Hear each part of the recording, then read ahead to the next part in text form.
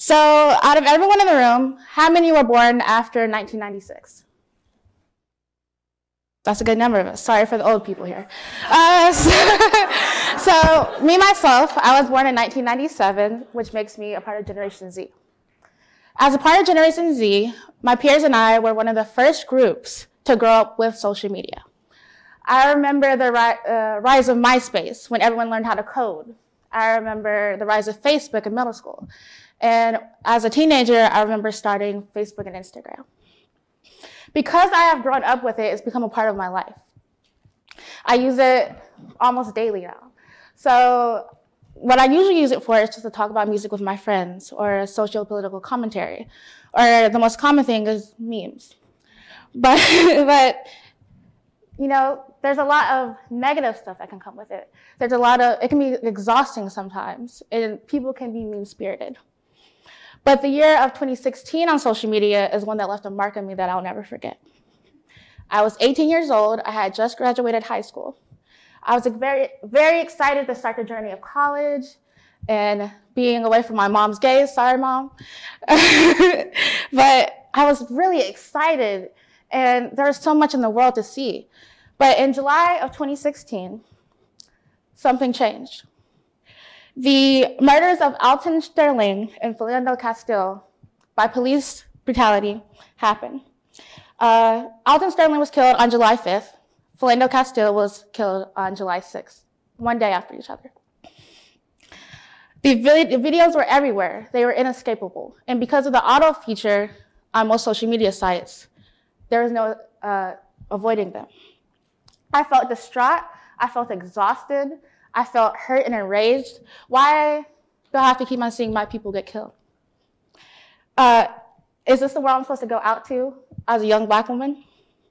Now, most of us know that there's a surmountable amount of evidence that social media can be unhealthy for us. It can affect our self-esteem, our interpersonal interactions, even our sleeping patterns.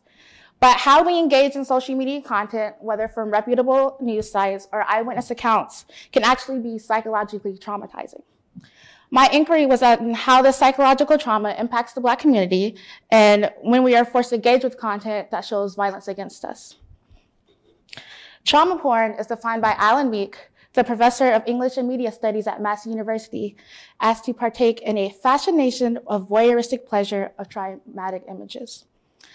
Under this idea, the consumption of violent media becomes an avenue for the fetishistic and voyeuristic pleasure of suffering. This is problematic for a few reasons. Not only does trauma porn allow viewers of such media to dehumanize victims of violence by commodifying the victim's pains, but it also desensitizes viewers and cushions them against the impact of such videos. It gives spectators an opportunity to engage with and virtually experiencing violence without having to cope with the serious consequences of that violence. They are able to dismiss victims' pains while exploiting their trauma, and it allows media platforms to directly profit off of emotional distress. One of the earliest examples of trauma porn is lynching in the United States. Not only did white communities gather at these as social events, but postcards of the lynched bodies were sold. A common objection to the sharing and spread of violent media is that it incites education. If you're on social media a lot, you see that a lot of people who are engaging with these videos are saying, oh, I need to be educated on this. Nora Bernstein, a professor of philosophy at the University of Tennessee, offers a rejection of this idea of sharing through education. And this idea is called epistemic exploitation. As defined by Nora Bernstein, epistemic exploitation is when privileged persons compel marginalized persons to produce an education or explanation of the trauma that they face. When people of privilege coerce marginalized communities to explain their own oppression in the name of education, this forces marginalized people to relive trauma and to produce uncompensated emotional labor. So saying that is for education is often disingenuous. For the most part, epistemic exploitation is used to center the desires of the privileged, and so they can be more comfortable within their own privilege in terms of accessibility and comfortability. Victims of violence and their loved ones having to relive trauma in order to educate without any compensation or concern for their welfare is detrimental and violent to the psyche. Because there's material evidence that institutions such as racism and anti-Black violence exist already that we can already use to educate, there is no need for the constant sharing of violent media. One of the most prominent examples of the use of trauma porn has happened this decade.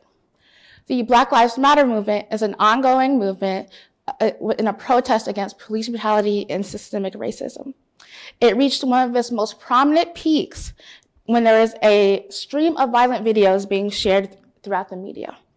The movement was sparked by the acquittal of George Zimmerman in 2013 after he shot and killed 17-year-old Trayvon Martin.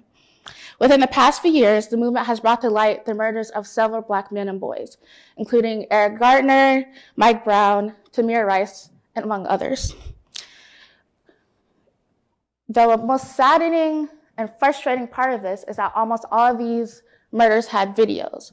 Whether these videos were shared through police stations and they're releasing surveillance tapes or dash cam videos, or there were eyewitnesses there who put the videos online. The videos just spread. Even Philando Castile, his girlfriend, Diamond Reynolds, was present in the car when he was killed, and she Facebook live streamed his murder, just so she had evidence of what just happened. These videos were picked up by major news circuits and looped throughout the day. Once again, because of the autoplay feature on most social media sites, you couldn't avoid watching them. The media was able to create whatever narrative they wanted about the victims, no matter how inflammatory or dehumanizing. For example, Tamir Rice was 12 years old, and the media often characterized him as a grown man. These videos were used for sensationalism and views, with often no regard towards the loved ones of the victims. Once again, not for education. Now, seeing a constant stream of death and violence has to have a psychological impact. The hypervisibility of Black pain can cause PTSD-like symptoms in the Black community. This can create feelings of anxiety, fear, and even panic attacks. On top of the ethical and moral dilemmas of trauma porn, it is quite literally unhealthy for Black people to view so much of our own community dying. So what happens when Black people are allowed to control their own narratives? One of the best examples of this is the legacy of Emmett Till. In August of 1955, Emmett Till, a 14-year-old Black boy from Chicago, went to visit Mississippi. He went into a shop to buy some bubble gum, and there he met 21-year-old white woman Carolyn Bryant.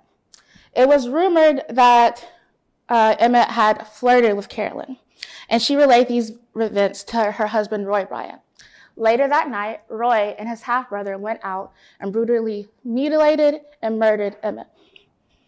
When Emmett's mother saw her son's body, she decided to have an open casket funeral and invited news reporters there to show what had happened to her son. Mamie was given the space to control the narrative of her son's murder by allowing the news circles to juxtapose images of a happy and smiling Emmett Till with images of his mutilated body, and eventually images of her despair as she had to lay her son to rest. Mamie's decision to control her own son's narrative allowed for the humanization of Emmett, which proved to be a catalyst for the civil rights movement.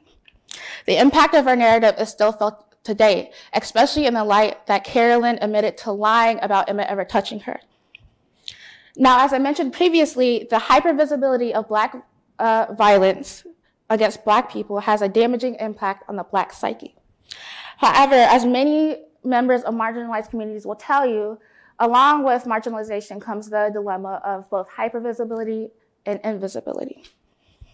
While there is an oversaturation of media content that displays the deaths of Black men and boys, Black girls, women, and femmes are often left out of the conversation, even though they also meet violence at the hands of the state. Kimberly Crenshaw, the woman who coined the term intersectionality and created its framework, talked about this in her own TED Talk. While there are videos of Black women being brutalized by the police, they are rarely picked up by the media in the same manner as Black male victims. The erasure of violence against Black women leads to Black women's voices being completely silenced. Black women saw this erasure and created a narrative for their voices to be heard. Say Her Name. Say Her Name was a movement sparked by the 2015 death of Sandra Bland at the hands of the police. Since then, people within the movement have worked to ensure that state violence committed against Black women, girls, and femmes is visible, and also to make sure that visibility isn't exploitative or damaging to the Black psyche. Once again, the Black community being able to control narratives instead of being alienated from our own stories allows us spaces to heal and change. In the current age of social media, when something is shared, it is almost always on the internet forever. Being mindful of the content that we choose to share and whose voices we decide to uplift can help us refrain from making people relive their trauma. We can educate one another without inflicting psychological wounds. The next time you come across a violent video, think about sharing it. Think about the people who may see it and how it may impact them. We need our media narratives, and especially narratives surrounding marginalized communities, to contain empathy and thoughtfulness. Black people are aware of the anti-Black violence in the world, as we experience it daily. We don't need to see our people dying to understand this. Everyone being able to engage with content healthily is the ultimate goal, and I hope I've inspired you to reach this goal tonight. Thank you.